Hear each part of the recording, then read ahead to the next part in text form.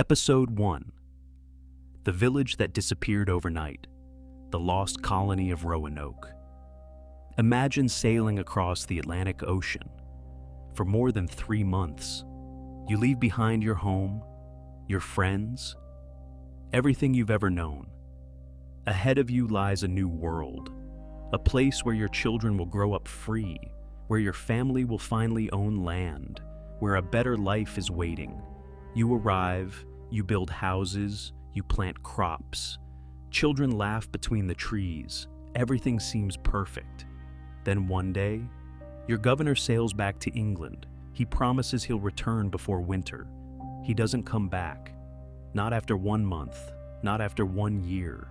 3 years pass. When he finally returns, every single person has vanished. 115 men, women, children, gone. No bodies, no blood, no signs of a fight, only one mysterious word, carved into a wooden post, Croatoan, more than 400 years later. Nobody knows exactly what happened.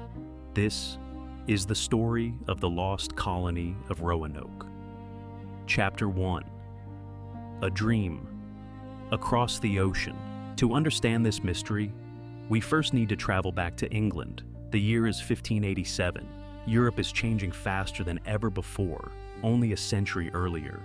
Most Europeans believed the Atlantic Ocean marked the edge of the known world. Old maps were filled with sea monsters, ships disappearing into endless fog, and terrifying stories passed from sailor to sailor. Crossing the ocean wasn't simply dangerous. Many believed it was almost impossible. But then, everything changed. Christopher Columbus had crossed the Atlantic. Spanish explorers discovered vast new lands. Soon after, gold, silver, and unimaginable wealth began flowing into Spain. Entire fleets returned loaded with treasure. Spanish cities became richer every year. Kings across Europe watched with envy. England watched too. Queen Elizabeth I understood something many others did not. Whoever controlled the New World would control the future. England needed colonies, not military forts, not trading camps, real towns, real farms, real families, permanent settlements, places where English children could be born and generations could grow. But building a colony was much harder than drawing one on a map. The Atlantic Ocean stood in the way. Crossing it was a gamble with death. A single storm could sink an entire fleet.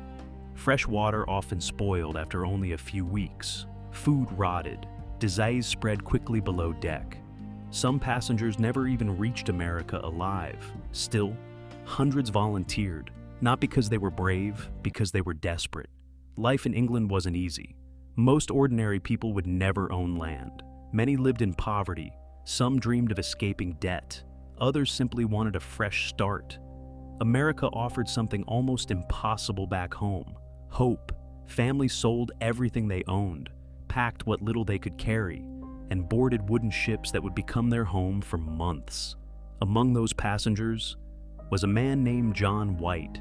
He wasn't a soldier. He wasn't a famous explorer. He was an artist, a map maker, and soon he would become the governor of England's newest colony. Traveling with him was his pregnant daughter, Eleanor Dare. Few people believed bringing a pregnant woman across the Atlantic was a good idea. The journey was brutal. The ships rolled endlessly in enormous waves. Passengers slept only a few feet from complete strangers. The smell below deck was unbearable. Fresh air was rare. Privacy didn't exist. Every storm reminded everyone how fragile life really was. Sometimes waves crashed across the deck with enough force to sweep sailors into the sea. And if that happened, there was usually no rescue. The ocean simply swallowed them. Yet somehow, after months of sailing, the ships reached North America. What the settlers saw looked almost unreal. Dense forests stretched beyond the horizon. Crystal clear rivers reflected the morning sun. Bird song echoed through the trees. Fish filled the shallow waters. Wild deer wandered freely through the woods. Compared to crowded English towns, it looked like paradise. Many believed God himself had led them there. This place would become their future. They named it Roanoke for the first time in months. The settlers slept on solid ground. Children ran through the grass. Carpenters immediately began building houses. Farmers prepared the land. Everyone had work to do. Everyone believed they were making history. Only days after arriving, John White's daughter gave birth. The baby was named Virginia Dare. She became the first English child ever born in North America. For the colonists, her birth felt symbolic, almost like a blessing. Proof that this settlement wasn't temporary. It was the beginning of something permanent. Or at least, that's what they believed. None of them could imagine that within just a few years, nearly every person standing in that village would disappear forever. Chapter 2. The colony begins. For the first few weeks, life on Roanoke felt almost peaceful. Each morning began with the sound of axes striking wood. Trees that had stood untouched for centuries slowly gave way to small clearings where the settlers planned to build their new home. Simple wooden cottages appeared one by one. Smoke drifted from newly built chimneys. Children laughed while chasing each other through the tall grass. For a brief moment, it seemed as though the impossible had become reality. England had finally established a permanent foothold in the New World. But appearances can be deceiving. Roanoke was beautiful. It was also unforgiving. The settlers had arrived far later in the year than they had hoped. There wasn't enough time to plant large fields before winter. Every day that passed made survival a little more uncertain. The food they had brought from England was already beginning to disappear. Salted meat spoiled. Biscuits became infested with insects. Fresh drinking water wasn't always easy to find. The colony had no large food reserves, no nearby English settlements, no possibility of quick rescue. If something went wrong, they were completely alone. The forests surrounding Roanoke looked endless. During the day, they felt inviting. At night, they became something entirely different. The sounds were unlike anything the settlers had ever heard. Owls called from the darkness. Branches cracked without warning. Strange animals moved just beyond the firelight. Sometimes wolves howled in the distance. Sometimes, everything became completely silent. And that silence often frightened the settlers more than any noise. Most of them had grown up in crowded English villages. They were used to church bells, busy streets, neighbors only a few steps away. Here, there was only wilderness, miles and miles of wilderness. And they quickly realized something uncomfortable. They were no longer the ones who belonged here. Someone else did, long before the English ships appeared on the horizon. Native American tribes had lived in this region for countless generations. They knew every river, every forest, every hidden path, every season. To them, the newcomers were strangers. Some tribes welcomed the English with curiosity. Others watched them from a distance, and a few viewed them as a growing threat. Governor John White understood that the future of the colony depended on maintaining peace.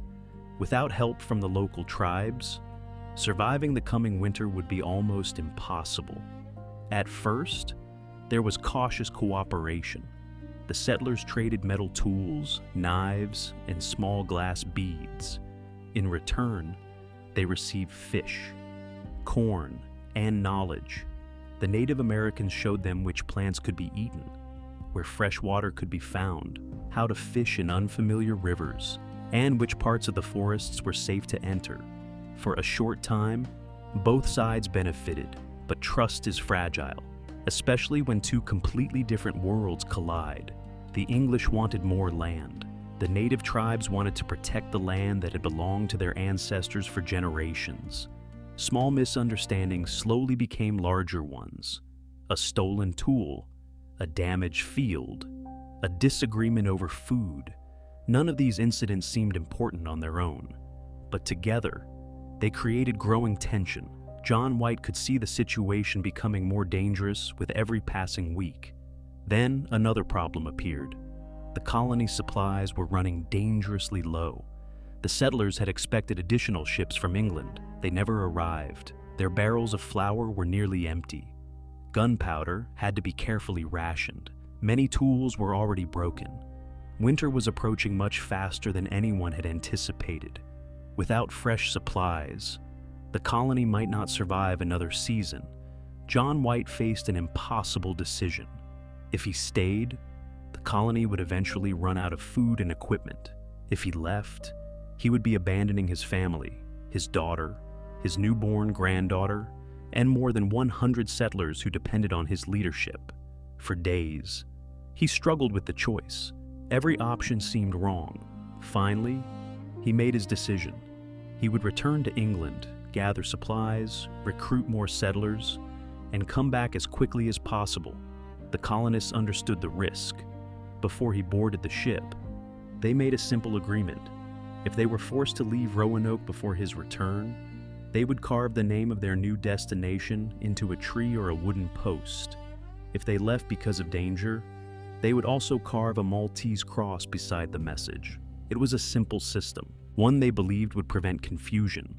John White hugged his family goodbye, especially little Virginia Dare. He promised he would return before long. None of them knew it would be the last time they would ever see each other. As his ship slowly disappeared beyond the horizon, the people of Roanoke watched in silence. They believed help would arrive within a few months. Instead, they would be left completely alone and across the Atlantic. Events were already unfolding that would make John White's promise impossible to keep. Chapter 3: The Governor Who Could Not Return. As John White's ship disappeared beyond the horizon, the people of Roanoke watched until the sails became nothing more than tiny white dots against the endless Atlantic. No one cried. There was no reason to. White had promised he would return before the next harvest, perhaps even sooner. The settlers believed this separation would last only a few months. They couldn't have known. That history had already begun, writing a very different ending. John White's voyage back to England was just as dangerous as the journey that had brought him to America. Violent storms battered the ship. Powerful Atlantic currents pushed it far from its planned route. Every day at sea reminded the crew that the ocean answered to no king. Weeks later, England finally appeared on the horizon. White expected to gather supplies immediately and begin preparing another expedition. Instead, he found an entire nation preparing for war. England was in panic. King Philip II of Spain had assembled the largest naval fleet Europe had ever seen. More than 130 warships, thousands of sailors, thousands of soldiers. Their mission was simple: invade England, remove Queen Elizabeth from the throne, and restore Catholic rule. The fleet would become known forever as the Spanish Armada. Suddenly, the tiny colony on the other side of the Atlantic no longer mattered. England's survival came first. Every available ship was ordered to remain at home. Merchant vessels were converted into military transports. Experienced sailors were recruited into the Royal Navy. Even private ships were taken into government service. John White begged officials for permission to sail. He explained that more than 100 settlers were waiting for supplies, that families would starve, that children depended on him. His requests were ignored. The Crown had no ships to spare, no supplies to spare, no time to spare. The colony would have to wait. Days turned into weeks. Weeks became months. John White searched desperately for anyone willing to help. He visited wealthy merchants, ship owners, military commanders, anyone who might provide him with a vessel. Every answer was the same: no. The war consumed everything. Even after England defeated the Spanish Armada in 1588, the crisis wasn't over. Privateers continued attacking ships. The seas remained dangerous. Trade routes were unstable. Ships were still desperately needed closer to home. Again, White waited. Imagine how that must have felt. Every morning, knowing your daughter was thousands of miles away, knowing your granddaughter was growing up without you, wondering if they still had enough food, wondering whether winter had been kind, wondering if they were even still alive, but being completely powerless to help. There were no telephones, no letters, no newspapers, no way to send a message across the Atlantic. For 3 long years, John White knew absolutely nothing. His family could have been thriving or dead. He had no way of knowing. That uncertainty became its own kind of torture. Meanwhile, life inside the colony grew increasingly difficult. Every meal mattered. Every bag of grain became precious. Every hunting trip carried enormous risk. The forests that once seemed beautiful now felt endless. The settlers had expected another English ship months ago. Then another. Then another. None appeared. Some still believed help was coming. Others slowly began losing hope. The children kept asking the same question. When is the next ship coming? No one had an answer. The adults tried to remain optimistic, but every sunrise without sails on the horizon made that optimism a little harder to maintain. Some colonists began discussing impossible choices. Should they remain where they were, waiting for help that might never come? Or should they leave, searching for food and safety somewhere else? Leaving the colony would be dangerous. Staying could be even worse. Finally, in August of 1590, nearly 3 years after leaving Roanoke, John White stood once again on the deck of a ship crossing the Atlantic. This time, he carried fresh supplies, tools, food, new settlers, and one overwhelming hope. He would finally see his family again. He imagined Virginia Dare, no longer a baby, but now a little girl nearly 3 years old. Perhaps she was already running through the forests. Perhaps she had learned her first words. Perhaps she would barely recognize her grandfather. Those thoughts kept him going during the long voyage. Every passing day brought him closer to Roanoke, closer to answers, closer to home. He had no idea that the moment he stepped onto the island, he would become part of one of history's greatest mysteries. Chapter 4. What really happened? More than 400 years have passed since the people of Roanoke disappeared. Empires have risen, kingdoms have fallen, entire civilizations have come and gone. Yet one simple question remains unanswered. What happened to the Lost Colony? For centuries, people have searched for an explanation. Archaeologists have dug beneath the forests. Historians have studied forgotten letters. Scientists have analyzed maps, artifacts, and ancient settlements. Despite all that work, no single answer has ever solved the mystery. But over time, several theories have emerged. Some are based on evidence, others are built on legend. Let's begin with the one most historians believe is closest to the truth. Theory 1. They didn't disappear, they moved. For many years, people imagined a violent ending, a massacre, an attack, a terrible tragedy hidden somewhere in the forests. But when historians looked closely at John White's own journal, something unexpected appeared. The houses hadn't been burned, the walls were still standing. The wooden palisades surrounding the settlement had been carefully taken apart. Heavy tools were gone, food containers were missing, even the boats had disappeared. Nothing suggested panic.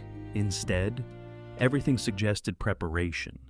It looked less like people running for their lives, and more like people packing for a journey. Then there was the message, Croatoan. To us, it sounds mysterious. To John White, it wasn't. Before leaving England, White and the settlers had agreed on a simple plan. If they ever needed to leave Roanoke, they would carve the name of their new destination into wood. If they were forced to leave because of danger, they would also carve the symbol of a Maltese cross. When White found the word, there was no cross. That detail changes everything. It suggests the colonists may have left willingly, not because they were fleeing an attack, but because they believed it was their best chance to survive. Croatoan wasn't just a word, it was the name of a nearby island, home to a Native American tribe that had friendly relations with the English. Perhaps the settlers simply accepted reality. Help from England wasn't coming, food was running out, winter was approaching, moving may have been their only option. Theory 2. They became part of another world. Several decades after the disappearance, English explorers reported something unusual.